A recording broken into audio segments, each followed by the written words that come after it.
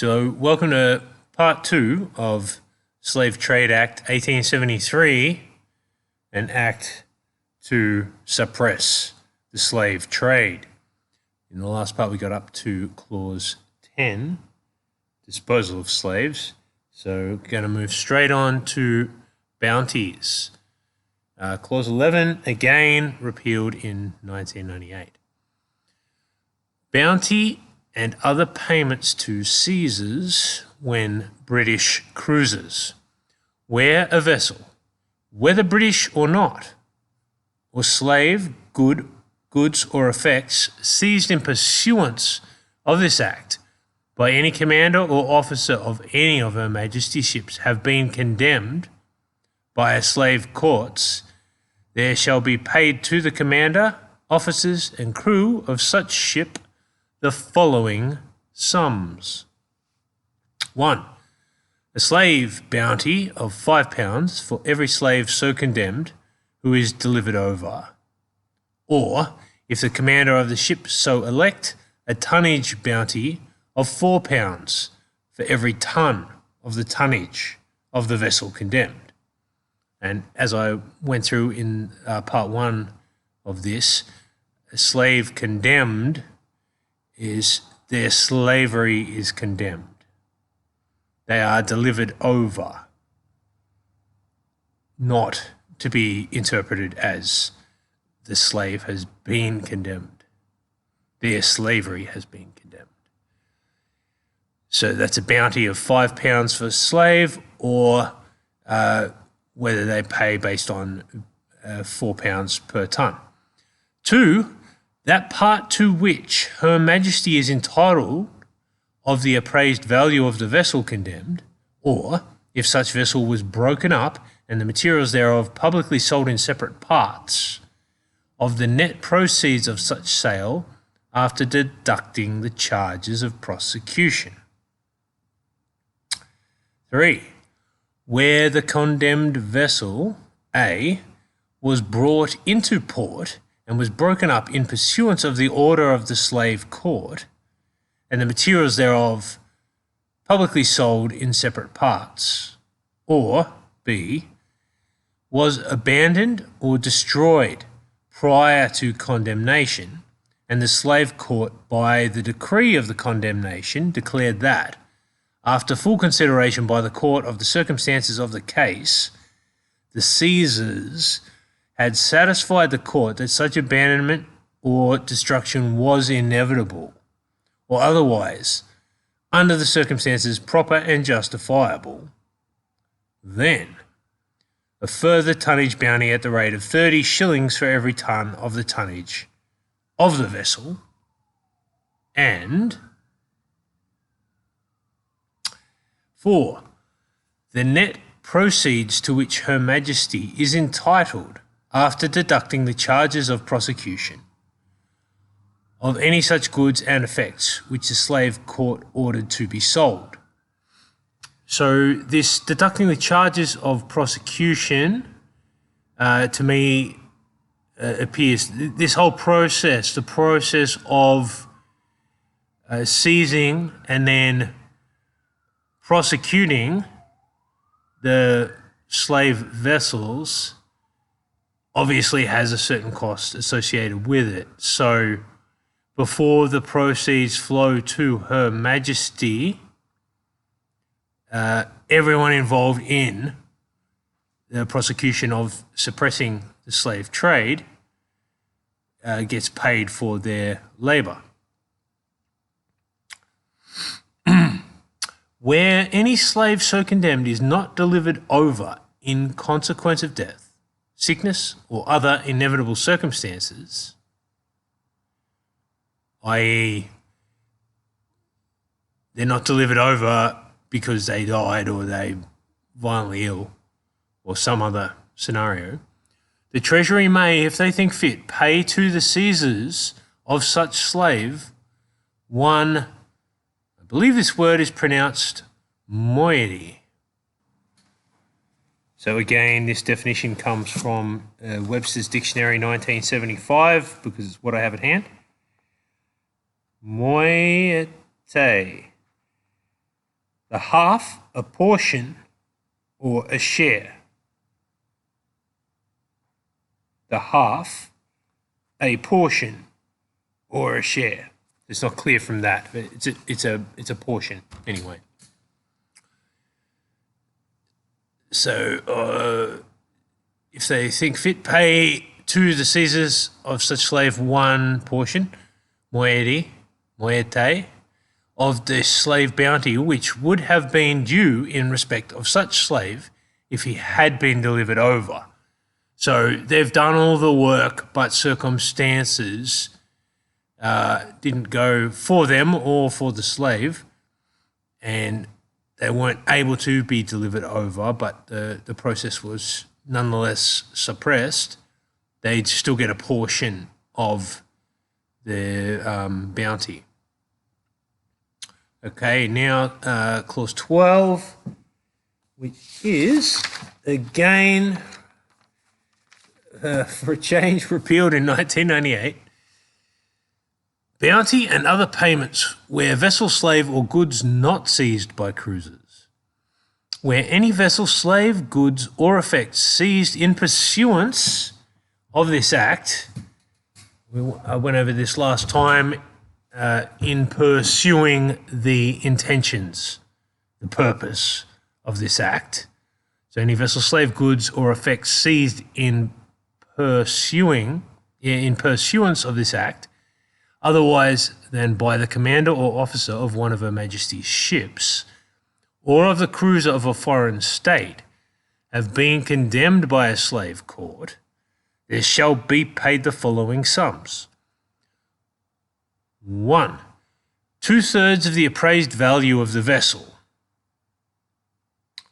Or, if the vessel was broken up and the materials thereof publicly sold in separate parts, of the net proceeds of such sale, and 2/3 of the net proceeds of such goods and effects, after deducting from such appraised value or net proceeds the charges of prosecution. So we have that once again. For the use of Her Majesty, to such persons as the Treasury, which were the commissioners of Her Majesty's Treasury, may from time to time appoint, to be carried to the consolidated fund. 2.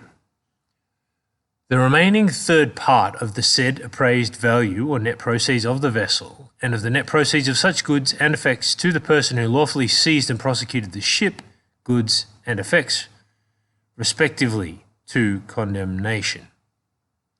So it's the third, so the 2/3 goes to Her Majesty or Her Majesty's Treasury, and the remaining third of the proceeds goes to the Caesar, the one who intercepted the slave vessel.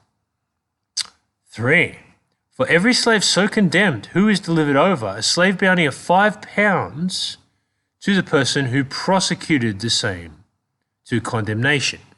So again, they've provided an incentive, a financial incentive, to seize and prosecute and then condemn the slavery. Where any slave so condemned is hot delivered over in consequence of death, sickness, or other inevitable circumstances, the Treasury may, if they think fit, pay in respect of such slave one moiety, I'm sure I'm not saying that right, of the slave bounty which would have been due in respect of such slave if he had been delivered over. So in the event that the slave dies or has to be can't be delivered over because of illness or some other scenario, but the work's still been done, the trade suppressed, a portion is still paid thereof. So they, incentivizing incentivizing people to suppress the slave trade. 13, again repealed in 98. Payment of proceeds of vessels and co. when seized by a foreign cruiser. Where any vessel, goods or effects have been seized in pursuance of this act by the commander or officer of a cruiser of any foreign state and been condemned by a British slave court, such portion of the appraised value of the vessel, or if the vessel was broken up and the materials thereof publicly sold in separate parts, of the net proceeds of such sale and of the net proceeds of the goods and effects, as is, under any treaty with such state, payable to the seizers, shall be paid to such person as the Treasury may direct to be disposed of in accordance with such treaty. So this is basically just saying that when a foreign cruiser is the one who seizes the slave vessel, or the vessel involved in slave trade, then a portion of the proceeds of the sale of the vessel, whether whole or whether broken up, goes to said foreign cruiser. 14, again repealed in 98. Regulations as to payment of bounty. In order to obtain payment of the bounty, there shall be produced to the Treasury the following evidence, or such other evidence as the Treasury may deem sufficient, namely, A, a copy duly certified of the decree of condemnation of the vessel or slave. So this is a copy of the record that the slave or the vessel was condemned, the finding in the slave court or equivalent. B, if any tonnage bounty is claimed, a certificate from some person authorised for the time being to act as a registrar of British ships of the dimension and the tonnage of the vessel. So again, just a verification that the vessel was a certain weight, a certain size. C, if a slave bounty is claimed, a certificate from the person appointed to receive the slaves of the number of slaves condemned and delivered over. So that's just record keeping, proof, I guess. For the purpose of bounty, the tonnage of a vessel shall be calculated and ascertained in the like manner in which, for the time being, the tonnage of a vessel is calculated and ascertained for the purpose of registering the same as a British vessel, or if the same cannot be satisfactorily ascertained in that manner, shall be ascertained in such manner as the Treasury may consider satisfactory. So that's just the stipulations around how they calculate the payment based on tonnage of the vessel. So now moving on to 15, payment by Treasury of costs, damages and expenses, once again repealed by the British government in 1998, where any visitation, seizure, detention or prosecution purports to have been made or instituted in pursuance of this Act, the Treasury, when required under any treaty, shall, and in any other case may, if they think fit, pay the whole or any part of any costs, expenses, compensation and damages which may have been awarded against a person making or instituting such visitation, seizure, detention or prosecution, or any costs and expenses which may have been incurred in respect of the same, or on account of any person on board any vessel so visited, seized, or detained.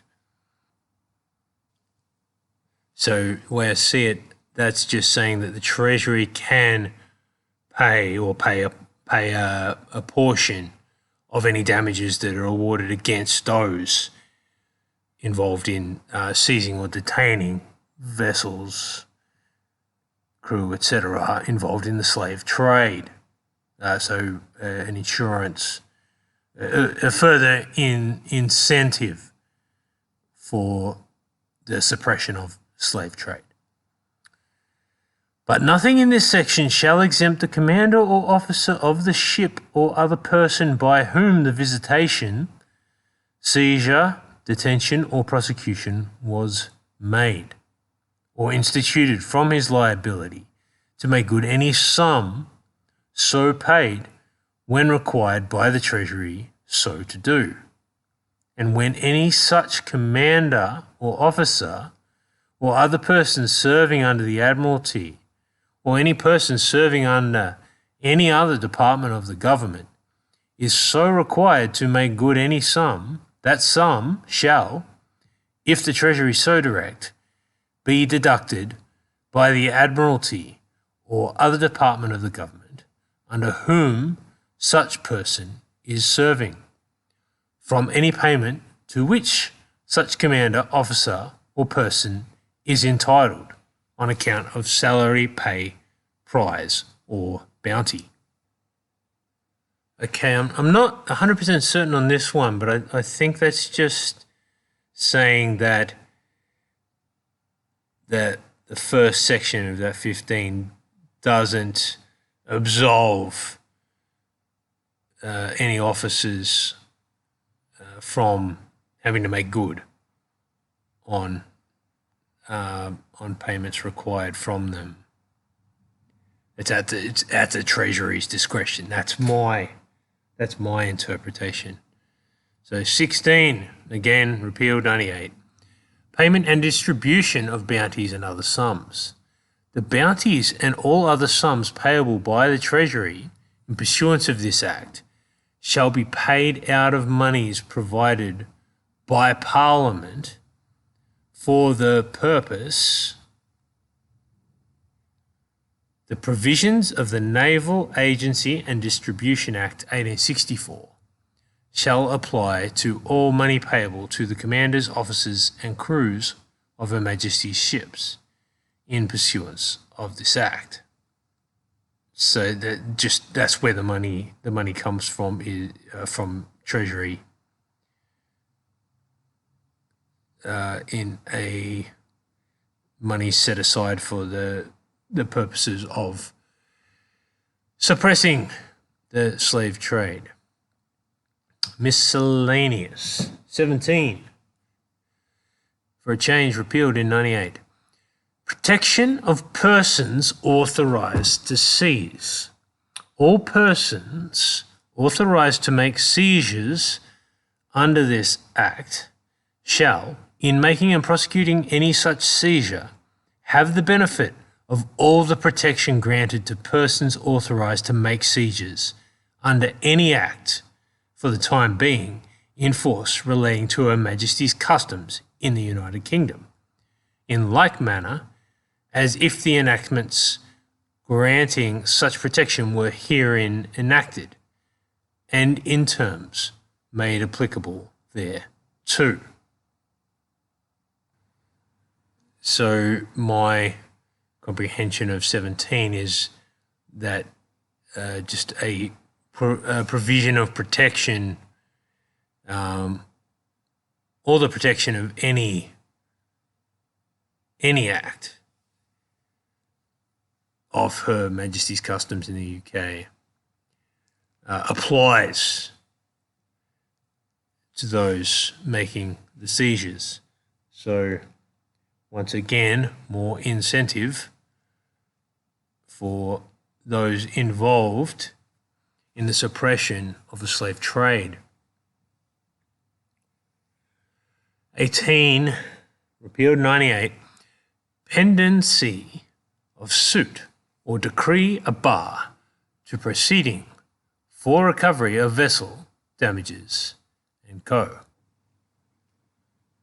So maybe you know this word I didn't. Pendency essentially means pending, suspending. No judgment has been issued. The situation is pending. In either of the following cases, namely A, where any proceeding has been instituted in any slave court for the condemnation or restitution of any vessel, slave, goods, or effects purporting to have been seized in pursuance of this act and is still pending. Or B, where any vessel, slave, goods, or effects purporting to have been seized in pursuance of this act have been condemned or restored, or any other final judgment has been pronounced thereon by any slave court. The pendency of such proceeding, or the condemnation or restitution, or other final judgment thereon, as the case may be, shall be a complete bar to every legal proceeding whatever for the recovery of such vessel, slave, goods, or effects, or of damages for any costs, expenses, loss, or injury sustained by any person by or in consequence of the visitation, seizure, or detention of such vessel, slave, goods, or effects, or of any person on board such vessel, or by or in consequence of any act or thing done in relation to such visitation, seizure, or detention, or in pursuance of this act, or any existing slave trade treaty that may be pleaded in bar or given in evidence under the general issue. So yeah, that to me that says that if there's a case in progress, that means no other cases can move forward on the same matter. It can't be heard in another slave court whilst a decision is pending. So 19, power of High Court of Admiralty of England as to bounties, reviewing and enforcing decrees and the like. Again, repealed in 98. The High Court of Admiralty of England shall have jurisdiction to hear and determine any question arising with respect to the right of any person to any payment in pursuance of this Act, in respect of any condemned vessel, slave, goods, or effects, and any question of joint capture or seizure which may arise in respect of any vessel, slave, goods, or effects seized in pursuance of this Act, and also as well to review as to enforce any decree, declaration, or order of any British slave court made in pursuance of this Act. So that's just about jurisdiction of the High Court of Admiralty of England. As far as I can tell, 20... so actually, before I move on, interesting that has been repealed, jurisdiction of the power of the High Court of Admiralty of England. As to bounties,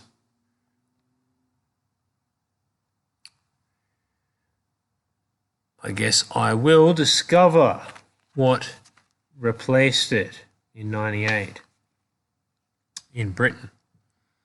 So 20, again, repealed in 98, review of taxation by a Registrar of Court of Admiralty. The Registrar of the High Court of Admiralty of England may, on the application of any person aggrieved, or of the Treasury, tax or review the taxation of any costs, charges, or expenses incurred or alleged to be incurred in any proceeding taken in any British slave court, or in any mixed commission or court in Her Majesty's dominions, and shall for this purpose have the same jurisdiction and powers as he has in the taxation of any costs, charges, or expenses incurred in any proceeding in the High Court of Admiralty. So this is one of those cases where there's a lot of words that express something very simple, I think.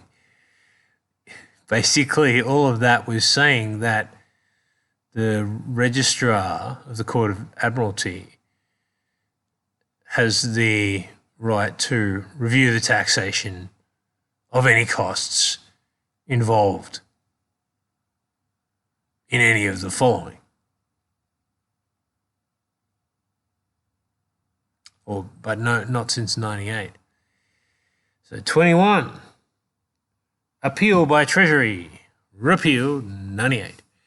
The Treasury may appeal from any decree, order, or declaration which is made by any British slave court in pursuance of this Act and involves the payment by the Treasury of any bounty, costs, expenses, compensation, damages, or other moneys in like manner as if they were parties to the proceeding in which such decree, order, or declaration was made.